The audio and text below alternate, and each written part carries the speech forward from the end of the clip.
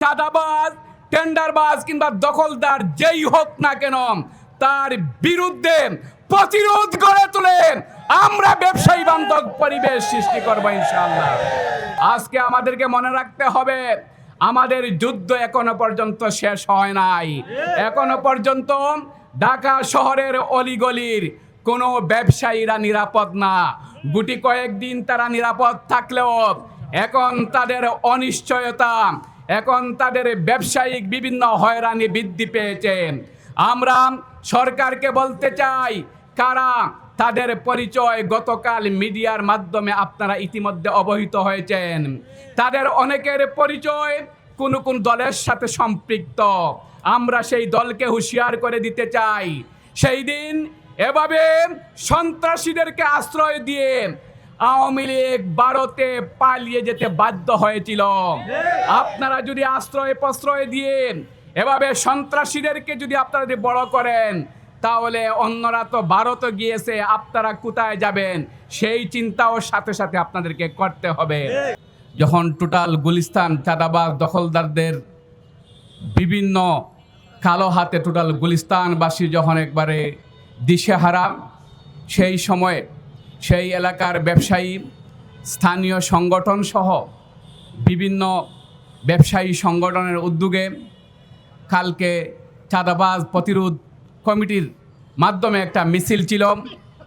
সেই মিছিলে যখন সকল মার্কেট থেকে ব্যবসায়ীরা এসে একসাথে একত্রিত হচ্ছিল, এমতা অবস্থায় নিরীহ ব্যবসায়ীদের উপর হামলা করে নিরীহ ব্যবসায়ীদেরকে বিভিন্নভাবে তাদের দোকানে গিয়ে হুমকি দিয়ে গতকাল যে ন্যাক্কারজনক ঘটনা গুলিস্তানে সংগঠিত হয়েছে, আমরা তার তীব্র নিন্দা এবং প্রতিবাদ জানাই।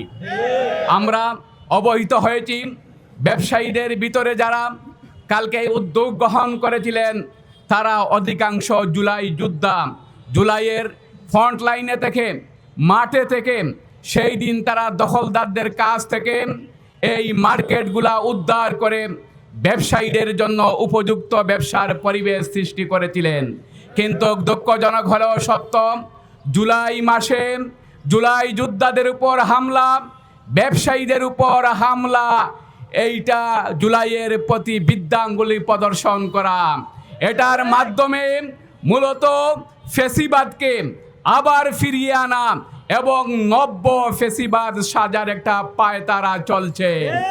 আমরা অবহিত হয়েছি, সেই এলাকায় বিগত 16.5 বছর যারা ব্যবসায়ীদেরকে কষ্ট দিয়ে, ব্যবসায়ীদের গলায় পাড়া দিয়ে যারা তাদের স্বার্থ সিদ্ধি করেছে, তাদেরকে আবার পুনর্বাসনের চেষ্টা করা হচ্ছে।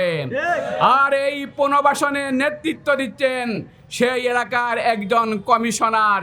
তিনি যদিও বিএনপির কমিশনার নামে পরিচিত, তিনি বলছেন তার দায়িত্ব হলো এর আগে ফেসিবাদের সময় যারা সে জায়গায় ছিলেন তাদেরকে পুনর্বাসন করা নাকি তার ইমানি দায়িত্ব। আমরা ধিক্কার জানাই, বিএনপির নাম ধরে যে এভাবে কথা বলতে পারে, সে বিএনপির নেতা কিংবা কর্মী হতে পারে না। সে বিএনপিকে ডুবানোর জন্য, সেই যে ঐক্যবদ্ধ বাংলাদেশের যে যাত্রা শুরু হয়েছে, এই যাত্রাকে প্রশ্নবিদ্ধ করার জন্য তাদের এই অপচেষ্টা।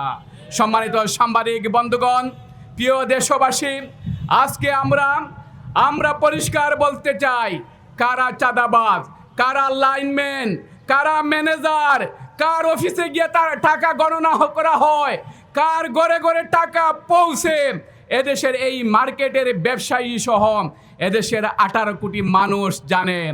আজকে আমাদের গ্রামে একটা রেওয়াজ ছিল, চুরকে ধরার জন্য বলা হতো যার জিব্বা নাকে লাগবে সেই কি এই জিনিস শুরু করেছে। যারা চোর ছিল সে আগে থেকে প্র্যাকটিস শুরু করে, তার জিব্বা নাকে লাগে কি না, বারবার সে নাকে হাত দেয়।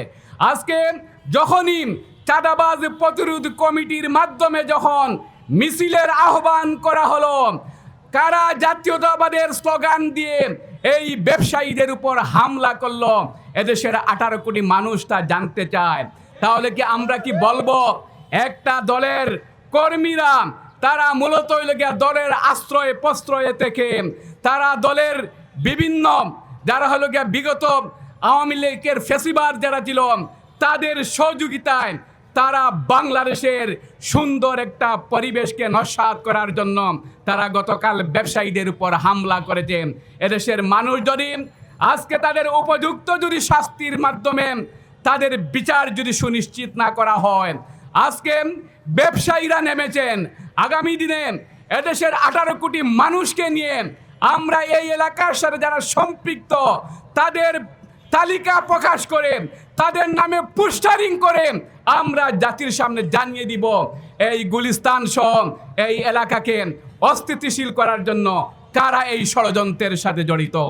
আমরা এই এলাকার ব্যবসায়ীদেরকে বলে দিতে চাই, আমরা 5 আগস্টের পর আমরা স্লোগান দিয়েছিলাম, ব্যবসায়ীদেরকে সুনিশ্চিত করেছিলাম ব্যবসায়ীরা ব্যবসা করবে এদেশের সাধারণ নাগরিক হিসাবে, এদেশের দেশপ্রেমিক নাগরিক হিসাবে, এদেশকে যারা আমরা উন্নয়নশীল দেশ হিসাবে দেখতে চাই, আমরা ব্যবসায়ীদেরকে পাহারা দিব। আমরা ব্যবসায়ীদেরকে আশ্বস্ত করতে চাই, আমরা আপনাদের পাহারা দেওয়ার জন্য আমরা দীপ্ত কণ্ঠে ঘোষণা করছি, আর কোনো শাটার যদি বন্ধ করা হয়, আর কোনো ব্যবসায়ীদের দিকে যদি কালো নজরে যদি তাকানো হয়, তাহলে এই এলাকার মানুষকে আমরা সাথে নিয়ে চাঁদাবাজ, টেন্ডারবাজ কিংবা দখলদার যেই হোক না কেন তার বিরুদ্ধে প্রতিরোধ গড়ে তুলে আমরা ব্যবসায়ী বান্ধব পরিবেশ সৃষ্টি করবো ইনশাআল্লাহ। সম্মানিত প্রিয় ভাই এবং বন্ধুগণ, আবু সাইদ মুগ্ধ, শেষ হয়নি যুদ্ধ। আজকে আমাদেরকে মনে রাখতে হবে আমাদের যুদ্ধ এখনো পর্যন্ত শেষ হয় নাই। এখনো পর্যন্ত ঢাকা শহরের অলিগলির কোনো ব্যবসায়ীরা নিরাপদ না। গুটি কয়েকদিন তারা নিরাপদ থাকলেও এখন তাদের অনিশ্চয়তা, এখন তাদের ব্যবসায়িক বিভিন্ন হয়রানি বৃদ্ধি পেয়েছে। আমরা সরকারকে বলতে চাই, কারা তাদের পরিচয় গতকাল মিডিয়ার মাধ্যমে আপনারা ইতিমধ্যে অবহিত হয়েছেন।